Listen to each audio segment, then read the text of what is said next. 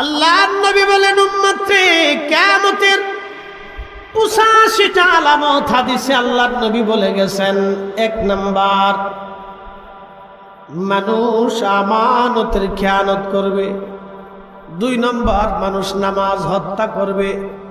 3 number, তালাকের সংখ্যা বেড়ে যাবে। 4 নম্বর, মানুষ মা বাবার সাথে নাফরমানি করবে। 5 নম্বর, স্ত্রীকে মহব্বতে পড়িয়া বাবা মা থেকে সন্তান জুদা হয়ে যাবে। 6 নম্বর, সমাজে বেহায়াপনা, প্রচুর পরিমাণে বেপর্দা বেহায়াপনা উলঙ্গপনা ছড়িয়ে যাবে। 7 নম্বর, নারীরা প্রকাশ্যে নাচানাচি করবে। আজকে তার বাস্তব প্রমাণ হলো টিকটক।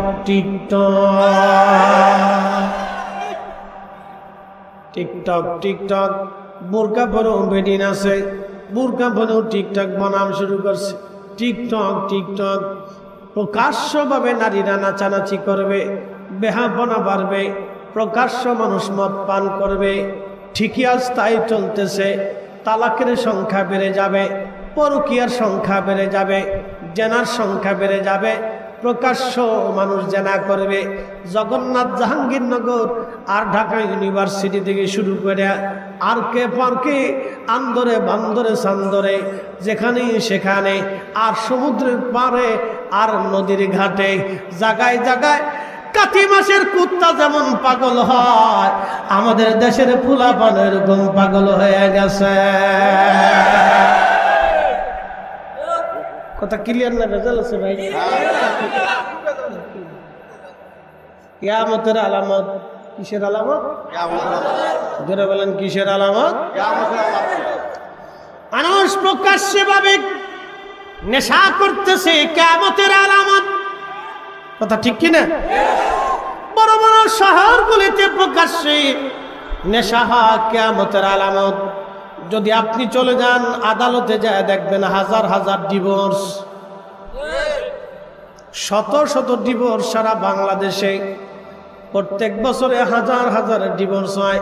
কাজী সাহেবকে জিজ্ঞেস করবেন, কাজী সাহেব বিয়ে পড়ান কেমন? কাজী জবাব দিবে, যেমনে পড়াই তেমনি ছাড়াই। আল্লাহ নবী আরো বলে দিলেন, সারা পৃথিবীতে সুদ এমন ভাবে বাড়বে, আমার উম্মত সুদ থেকে মুক্ত হতে পারবে না। কেউ সরাসরি সুদের ব্যবসা করবে, কেউ সুদের সাথে লেনদেন করবে, কেউ শুধু লেখালেখি করবে, কেউ শুধু খাইতে উৎসাহিত করবে, যেমন এনজিও। কথা কর না কা? নাম কি? আল্লাহ নবী বললেন, সরাসরি সুদ খাবে যেমন একটা ব্যাংক, তারা একটা এনজিও।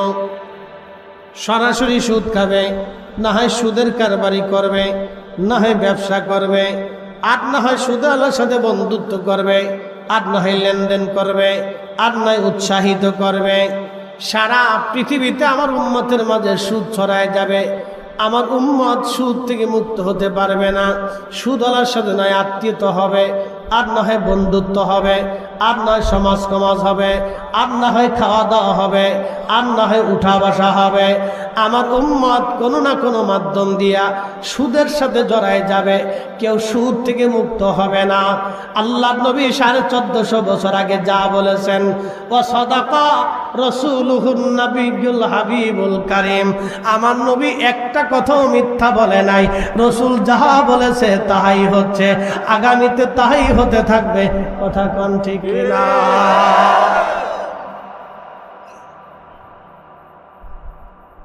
নবী বলেছেন প্রকাশ্য জানা হবে। ঠিক আপনি যদি চলে যান উন্নত বিশ্বগুলিতে যায় দেখেন শুধু জানা আর জানা, এত পরিমাণে জানা যে বাপের পরিচয় পর্যন্ত নাই। আপনাদের স্বনামধন্য খেলোয়াড় মেসি বিয়ে করার আগেই 2টা বাচ্চার মালিক হয়ে গেছে।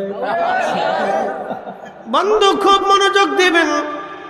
বলছিলাম, আহা, হযরতে আবু বকর সিদ্দিক রাদিয়াল্লাহু তাআলা আনহু তিনি আল্লাহর ভয়ে আখিরাতের চিন্তায় বাতি বন্ধ করে দিলেন। এই জন্য কোরআন আল্লাহ বললেন, রাদিয়াল্লাহু আনহুম ওয়া রাদু আন, আমি আল্লাহ তাদের উপরে রাজি হয়ে গেলাম, তারাও আমি আল্লাহর উপরে রাজি হয়ে গেল। যালিকা লিমান খাশিয়া রাব্বা, এই জন্য আমি আল্লাহ তাদের উপরে রাজি হয়ে গেলাম, কারণ তারা আমি আল্লাহকে ভয় করত। সাহাবীরা আল্লাহকে ভয় করত যেইভাবে, ওইভাবে আমাদেরকে ভয় করা লাগবে আল্লাহকে। খুব মনোযোগ দিবেন। বলছিলাম ইসলামী বিশ্বাস, হিন্দু সনাতন ধর্মের যারা আছে তাদের একটা বিশ্বাস আছে।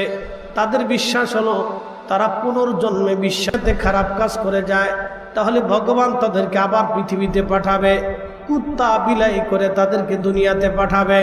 এটা হলো সনাতন ধর্মের বিশ্বাস। আমি কোনো বিশ্বাসকে হাই করব না, সেটা তার বিশ্বাস, তার কাছে আছে। কিন্তু আমাদের ইসলামের বিশ্বাস হলো কোনো ফিরে আসার আর সুযোগ নাই। একবার কবরে চলে গেছে, দুনিয়াতে আসার আর কোনো রাস্তা নাই। কথা বলেন ঠিক কিনা? ওয়ালা ইউআখিরাল্লাহু নাফসান ইযা জাআ আজালুহা।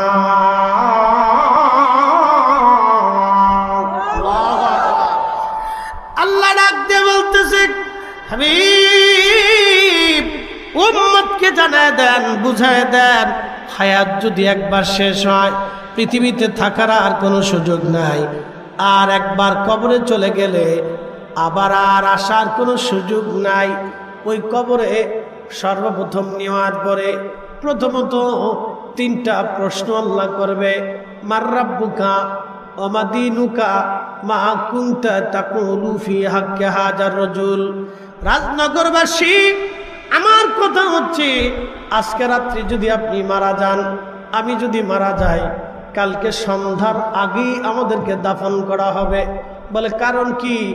এখন বাজে রাত 9:45, প্রায় 9টা থেকে শুরু করলে আগামীকাল রাত্র 9টা পর্যন্ত 12 ঘন্টা। এখন 9টা, আগামীকাল রাত্র পর্যন্ত 12 ঘন্টা। তারপরের দিন সকাল 9টা পর্যন্ত হয়ে যাবে 24 ঘন্টা। সবার চিন্তা আগামীকাল 9টার ভিতরে, সন্ধ্যার ভিতরেই আপনাকে দাফন কাফন করা। কারণ 24 ঘন্টা পরে শরীরের ভিতর থেকে গন্ধ আসে, শরীরের ভিতর থেকে দুর্গন্ধ আসে। 24 ঘন্টায় কোনো মানুষের শরীর পচে যায় না। মূলত 24 ঘন্টা পরে পায়খানার রাস্তা দিয়ে একটা পোকা আসে। এই পোকাটা পেটের মধ্যে থাকে। এই পোকাটা এসে সমস্ত শরীরের মধ্যে পোকা সরায় যায়। সরায় যাওয়ার পরে এই পোকা থেকে পচা পচা গন্ধ আসে। 24 ঘন্টা পরে তখন সবাই বলবে, তাড়াতাড়ি আব্দুল আলিমকে কবরে দিয়ে দাও, তাড়াতাড়ি আব্দুল করিম রে কবরে দিয়ে দাও, তাড়াতাড়ি রহিম রে কবরে দিয়ে দাও। কলিজার টুকরো ছেলেটা বলবে, চাচা, মামা, খালু, আব্বার শরীর থেকে পচা গন্ধ আসতেছে, দ্রুত কবরে দিয়ে দেন। প্রাণের বিবি বলবে, স্বামীরে কবরে দিয়ে দেন, গন্ধ ছড়িয়ে গেছে। আপনি যে দামি খাটের মধ্যে ঘুমাইতেন, যে সুন্দর রুমের মধ্যে ঘুমাইতেন, এই রুম থেকে বের করে আপনাকে উঠানের সামনে নিয়ে একটা খাটিয়ার মধ্যে করে উপরে একটা চাদর দিয়ে আপনাকে ঢেকে রাখা হবে। সবাই শুধু দ্রুত গতিতে কবর খনন চলবে, বাঁশ কাটা শুরু হয়ে যাবে, জানাজার জন্য প্রস্তুতি চলবে, কাফন দাফনের জন্য ব্যবস্থা হতে থাকবে। এ বন্ধু, দুনিয়ার শেষ, একেবারে শেষ, শেষ বিদায়, শেষ বিদায়। আল্লাহ রাব্বুল আলামিনের হাবিব বলতেছেন, আমার উম্মত শুনে যাও, তোমাকে কবরে নামানো হবে। কিন্তু বিজ্ঞানের থিওরি থেকে আপনাকে আজকে বলে দিয়ে যাই, 24 ঘন্টা পরে শরীর থেকে পোকামাকড় বের হইয়া শরীরে পচা গন্ধ বের হতে থাকে।